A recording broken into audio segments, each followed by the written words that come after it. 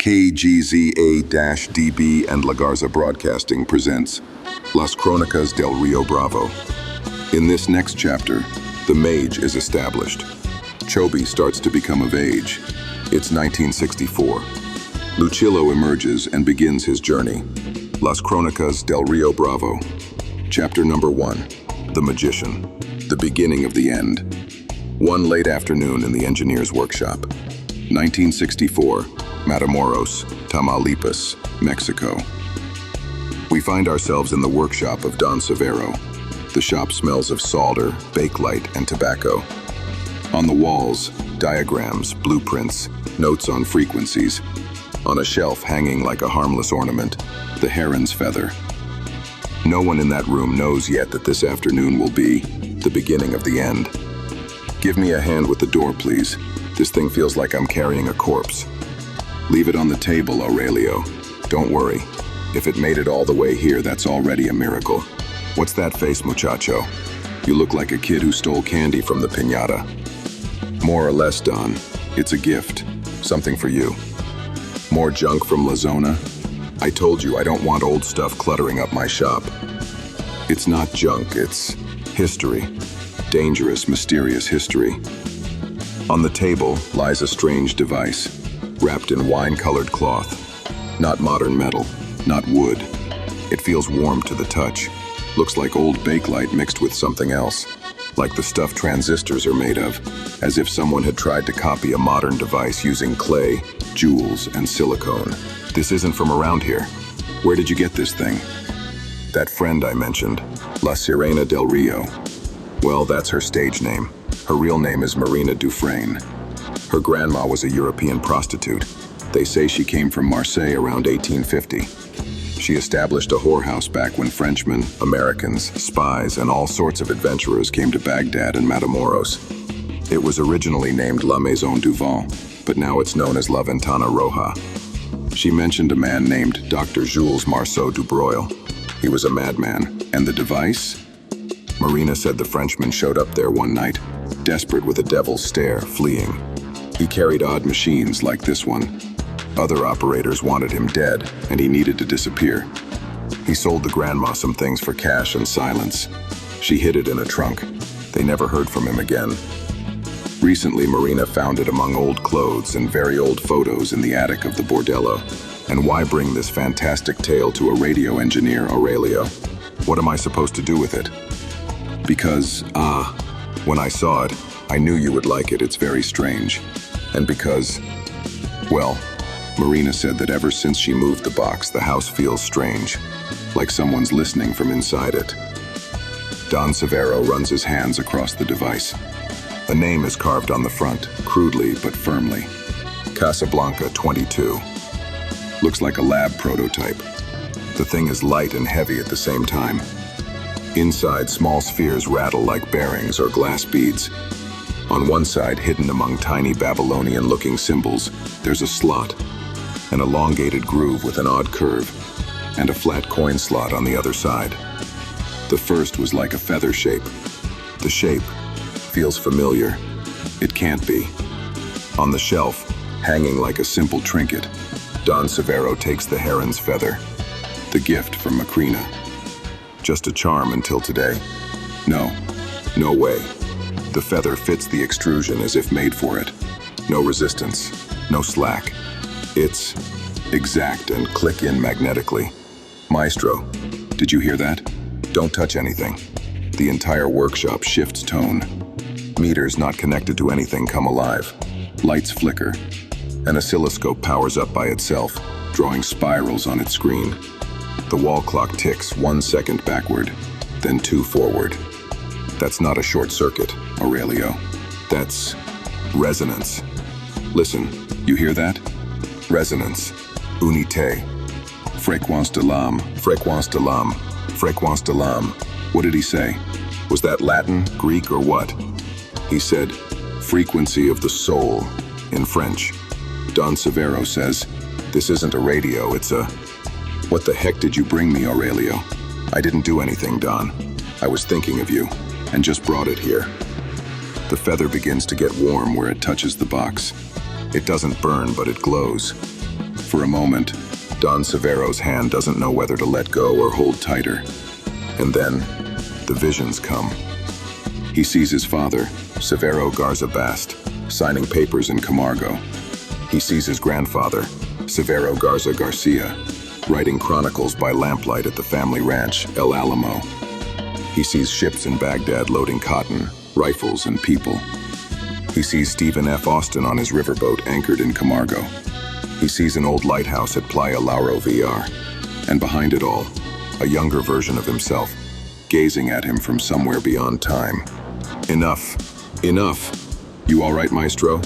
You went pale. I thought you were gonna faint. I'm okay. Must have been a surge, just static discharge. Nothing more, you hear. That wasn't static, Don Severo. Even my guts shook. Be quiet, Aurelio. I said it was a surge. Pack the box. At Macrina's farm, in a house older than all the engineers' equipment combined, Macrina wakes as if someone had called her name from far away. No, not again. La Pluma. No music, no announcers. Only a chaos of voices, times, echoes. Shh, shh, shh. I hear you, Plumita. I knew it. You're not ready with this one yet. Macrina doesn't ask permission. She doesn't ask for miracles. She simply gives a soft command, like blowing out a candle before it burns the table, and knows what to do. It's not time. I understand. He's not the bearer. Sleep. For now. Ay, mi Severito. You always want to see before you learn to look. That night, the feather and maybe La Casablanca 22 also B will return to Macrina's hands. The Casablanca 22 will sit forgotten in a workshop corner, to be checked later, he said. And the engineer, convinced it was only a dizzy spell, will go on with his life, unaware of what he's seen. But the machine, the feather, and the river have recognized each other. And in another house, not far away, a boy named Chobi, who will soon be Lucilo, begins to dream of towers, devises, and feathers. The magician has been called, though no one knows his name yet. The next day, Chobi went to the shop as usual to tinker. He was alone and could not resist the attraction he had for the device they got yesterday. He wasn't there with Don Severo and Aurelio when it sparked with the feather inserted. Left alone, Chobi touches the Casablanca 22. It likes him. He has an affinity with it in the true sense of the word, and triggers a resonance. Because of several of his ancestors experiencing these effects, have a biogenetic imprint that is part of the system of propagation of these instruments. 3 generations of Garzas carrying these programs. Chobi feels time pause, reality hiccups. The machine whispers his name. Lucilo, Lucilo. He becomes the only human who can awaken it without the keys. He has the codes that naturally resonate from him. All of this seems normal to him. Chobi has always seen weird instruments that light up and make sounds. It was just another piece of electronics of Don Severo's with a little extra vibe and feeling. Lucilo, 10 years old, restless and hypnotized by the machine's strange hum, peels the canvas away. Its metal face is half bronze, half bakelite, adorned with strange engravings that shimmer faintly, as if reacting to his breath. He reaches out. The instant his fingertips touch the surface, the entire shop inhales. Fans stop mid-spin.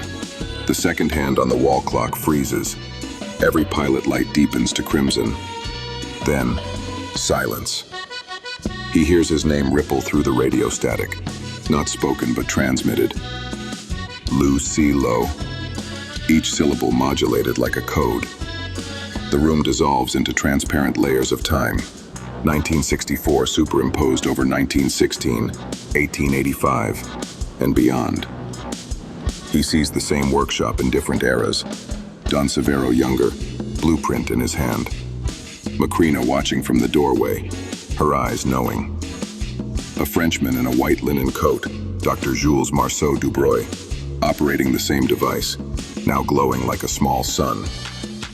Lightning flashes, but there's no storm. Through the wall, he glimpses the port of Baghdad under a silver sky, and the Baghdad disk pulsing beneath the sand. Marceau turns toward him, speaking in a layered, echoing tone.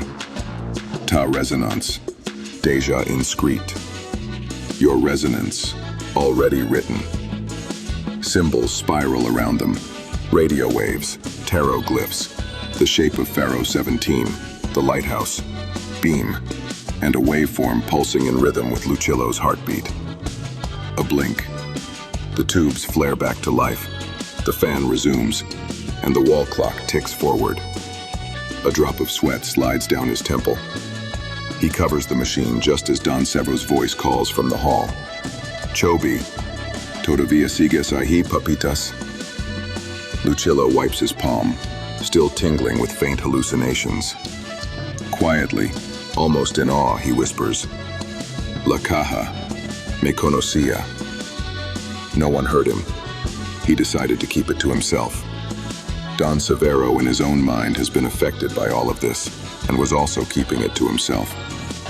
He could do something about his intuition, and follow the feelings he was getting from the equipment. He didn't know this was happening. He said to Chobi, I'm going to send you and Aurelio on Monday when there is less traffic to Playa Laro VR. You know it used to be called Baghdad. What? Said Chobi. Yes, it used to be a seaport, but was washed away by a hurricane a long time ago. Anyhow, you guys are going to take some frequency field measurements. Not sure if what I measured before was a radio station or military. Could be sea merchants. We need to know. Get lots of rest, kid. Enjoy your weekend. On Monday, I'll drop you guys off very early in the morning and pick you up just after dark. Don't worry, Aurelio won't run off to La Zona again, and your mom will pack you guys a lunch. Stay tuned to KGZADB for music, news, and stories in a classic radio style. Las Cronicas del Rio Bravo is a production of KGZADB. See you in the future, or in the past.